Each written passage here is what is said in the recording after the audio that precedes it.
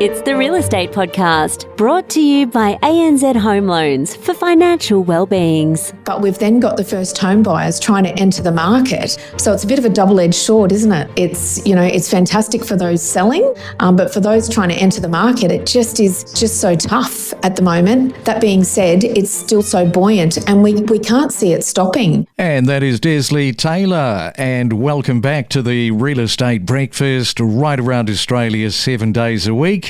We are talking, what else? Property news and information from Geelong to Newcastle, and streaming right now on multiple platforms, including Spotify. Hope your weekend was a good one. Back into the grind of a Monday morning, October the 27th. Now imagine losing tens of thousands of dollars on your mortgage without even realising it. Now that's the situation for over half of Australian homeowners, according to money.com.au. And PropTrack reported that around 57% of mortgage holders have never checked if their offset account is correctly linked to their loan. And that is a very costly mistake. An offset account can dramatically reduce interest, but if it's not linked properly, you're paying more than you should. And unfortunately, 1 in 10 Aussies assume that it's automatic, yet only a quarter have confirmed it's set up correctly. So what are we going to do about this? Well, let's take you to Deslie Taylor from Mortgage Choice. And Deslie is in Queensland. Good morning, Deslie. Welcome to the Real Estate Breakfast. Whereabouts in Queensland are you? Good morning. Thank you for having me. I am located in a little town called Ormeau. I wouldn't even call it a town. It's a little suburb in Ormeau. And we are smack between Brisbane and the Gold Coast. So as you drive down the M1, you'll probably drive past us and give us a wave, and that's where we are.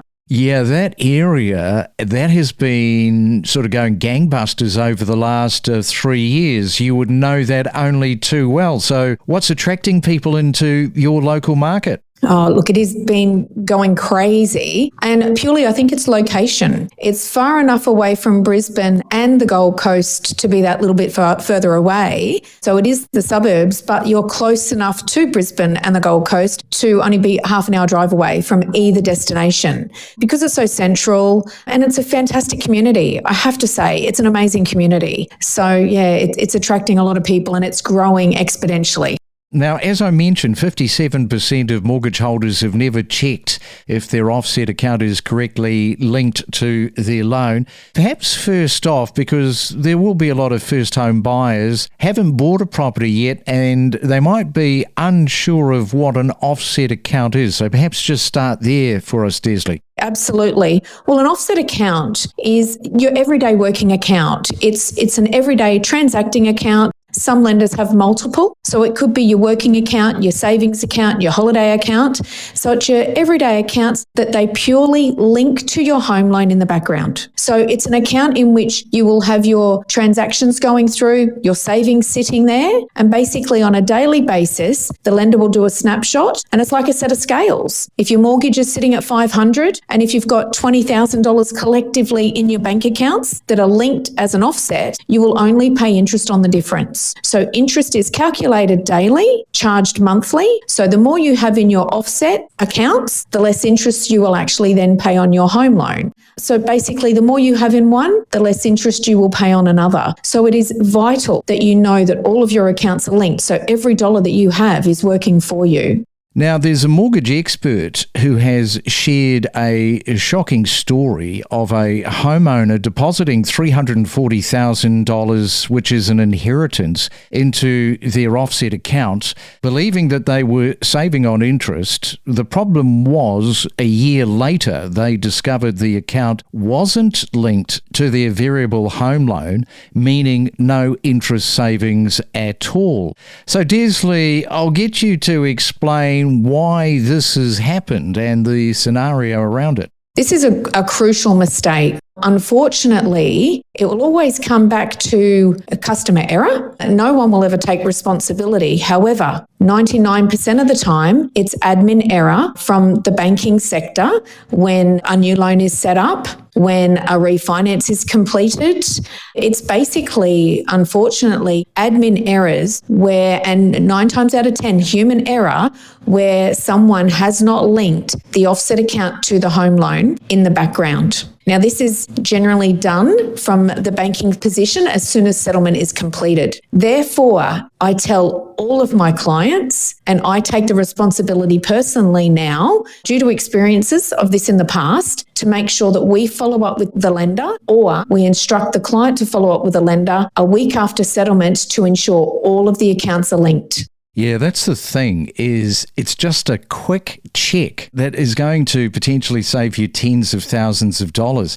Now, on a $600,000 loan at 5.5% per annum with $30,000 in offset, you could pay, I mean, this is staggering, an extra $101,000 and change in interest and stay in debt for nearly 3 years longer if you're not linked. So it definitely pays to do that simple basic step.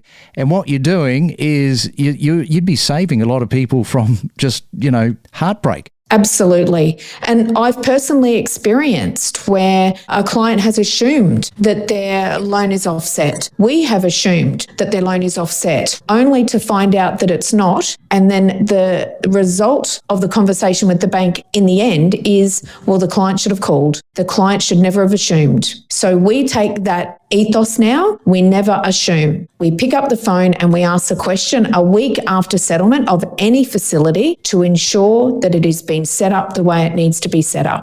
We are talking to Deslie Taylor. She is from Mortgage Choice. We have got more to talk about your mortgage after this. Stay ahead of the competition with the latest news, insights and data analysis on the Property Podcast that keeps you informed. So right now, let's catch up with Leah Saul from Brookwater. Women getting involved in real estate, a lot of women just find it so difficult, especially if they have children. All credit and kudos to you because you've got 3 children. How you sell real estate is anybody's guess, but somehow you managed to do it. Yeah, so I've got 3 little boys ranging from, 2 years old up to 7 years old. It's been a challenge. I had my kids quite young. I still am quite young.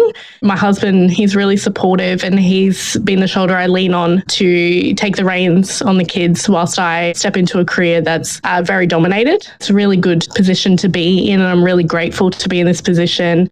What do you say to anybody that is listening right now that might have a little bit of a bent towards getting involved in the real estate industry? They have children and they've ruled it out. What would you say to somebody listening to the podcast right now from your point of view? Yeah, look, honestly, what I'd say is just do it. Believe in yourself and just get in there and do it. It's one of those things where you've got to be 100% in. You've got to have both feet in the door. You can't be 1 foot in, 1 foot out. So if you're 100% about it, go ahead and do it. I know it's going to be super hard. I'm finding, these years going to be my hardest because my kids are so young, dealing with sickness and all that sort of stuff, daycare, all those fun things that we deal with. You fall down and you get back up again. So just keep doing what you want to do what you need to do.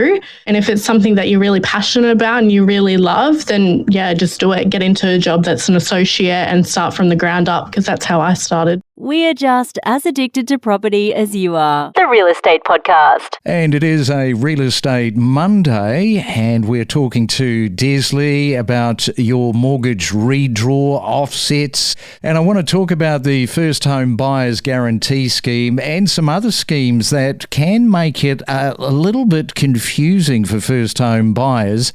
Is that something that you're finding yourself there on the ground in Queensland? Absolutely. We have a few benefits for first home buyers. I'll give you a couple of examples. If you're buying an established home for up to $700,000, you pay no stamp duty. However, if you buy brand new, there's no limit on how much you buy for. So there's a cap for existing, but no cap on stamp duty for brand new. We then have the home guarantee scheme that is capped now at $1 million to ensure that you can get in with no lender's mortgage insurance. And then we have the first homeowners grant. Now that's for a brand new home of up to $750,000, and you're able to get a $30,000 first homeowners grant for a brand new home. So it's very confusing. There's different caps, there's different requirements, and there's different benefits. So it's an extremely confusing time, but there is so much opportunity for first home buyers to get in and really save a lot of money if they're able to educate themselves in regards to what their benefits are and what's going to suit their needs. You know, you are in a market that has been growing. We've established that. At the weekend, I made the comment about Brisbane continuing its longest upswing in 21 years. 11 straight quarters reaching a new median house price of $1.1 million. I think a lot of people have caught up with that news over the weekend. Brisbane is now the second most expensive city in Australia. I mean, that all sort of bodes well, doesn't it, for exactly where you are, coming back to your region, stuck between the middle of the Gold Coast and Brisbane. Which, on the flip side of that, that's great news for many, many people, especially those selling. But we've then got the first home buyers trying to enter the market. So it's a bit of a double-edged sword, isn't it? It's fantastic for those selling, but for those trying to enter the market, it just is just so tough at the moment. That being said, it's still so buoyant, and we can't see it stopping. I mean, we don't forecast that it's going to continue to grow as it has, but there's no sign of it actually stopping with that slow growth that we're now starting to see. Let's have a look at the fixed or variable rates. This is always a hot topic for discussion. What are you advising your clients with mortgages around fixed or variable at the moment? My personal guidance and advice to clients is, while the market is still buoyant, while we are still unsure and there's that uncertainty with the Reserve Bank in regards to whether or not the rates are still going to continue to drop. We do have some economists forecasting they will. Some economists are forecasting they're going to stay as is. Our guidance is to just stay on a variable and watch the market. And as soon as we feel as though we're sort of getting to the bottom of the market, if we get another 1 or 2 rate drops, then consider potentially locking in some of your rates, or some of your loan at least. But at the moment, while there is still this uncertainty in the market, it's a case of just watching and seeing, because you'll see that some of these lenders, they're still dropping their fixed rates. So there's no use locking into something that in another month or two could potentially be a little bit cheaper. All right, Deslie, great stuff. Lots of good advice there. I have to say, first time ever for me talking to a Deslie. Very original. I know. Every Deslie I know is a lot older than me, so it's a very old name. I don't know any Deslies my age, so there we go. Well, we all know one now, Deslie, and it's you. Well, there we go. Lovely to chat to you. It's your weekday real estate breakfast with news, interviews and predictions every morning on the Real Estate Podcast. I could give you plenty of examples. There was one recently that we saw that was a 1-bedroom apartment that was originally bought off the plan for $770,000. They've gone and sold it for $495,000. Absolutely, Craig. Still massive demand for interstate investors. Lending rates up 16% now from investors, with roughly 39% of home loans being issued along the investment lines. So the attractive investment opportunity that this beautiful state offers is definitely drawing interstate investors in. My thoughts would echo yours, Craig, that if you can afford to, and if buying a property is very high on your priority list, then jumping in sooner rather than later can be helpful, because then you're getting ahead of that potential growth that we're hearing a lot of economists speak about. And the market is gaining momentum. It's grown 4.8% nationally. You've got throngs of bidders at auctions. You've got escalating clearance rates, which are now around about 70% for the last month. And you've got rising prices. So very, very challenging for buyers. We connect you to the best real estate information across Australia. The Real Estate Podcast.